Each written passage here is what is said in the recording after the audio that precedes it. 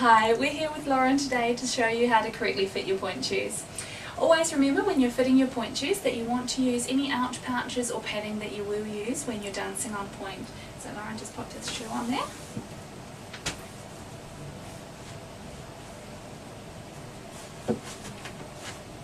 Great, and then pop up into standing.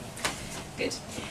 So there's a few things that we want to look at when we're fitting a pointe shoe. These ones fit Lauren very, very nicely. One of the first things you want to look at is actually the length of the wings as they come up the side.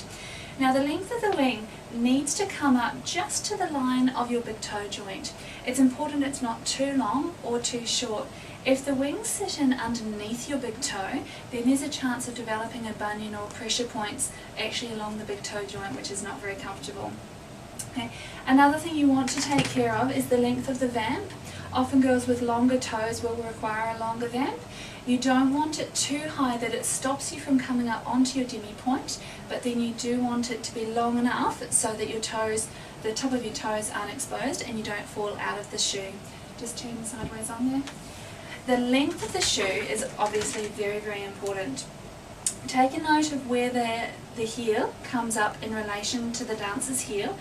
You want to make sure that this does not sit too high. If the drawstring is sitting up where the Achilles tendon joins into the heel bone, you can get a lot of irritation across where it joins in. Also, if the shoe is too short and the heel is dropping down, there will be a lot of trouble actually keeping the shoe on when you're moving on to pointe. Lauren, just go into a wide second position. Another way to check the length of the shoe is just to do a plie in second and come down there.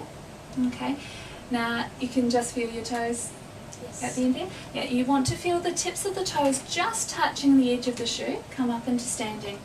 If when you fit the shoe they're already knuckling, that's not a good sign. The shoe will tend to be too short. If the toes are knuckling, you can develop lots of blisters across the small knuckles of the toes, which is not very comfortable. So when you do a plie, the toe should be just touching the edge of the shoe. You also want to check the fit of the shoe on a pointe position. So just pop your toe up onto pointe. So without putting any weight through, just turn my face that way. Yeah. So without putting any weight through the shoe, we want to look at how the sides of the satin are sitting, and you can see this shoe fits Lauren's foot very, very well. She's staying nicely in there and it's snug in around each of the sides. If the satin is gaping out at all, you can try to adjust the drawstring.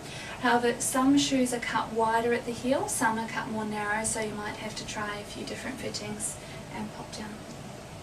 Great.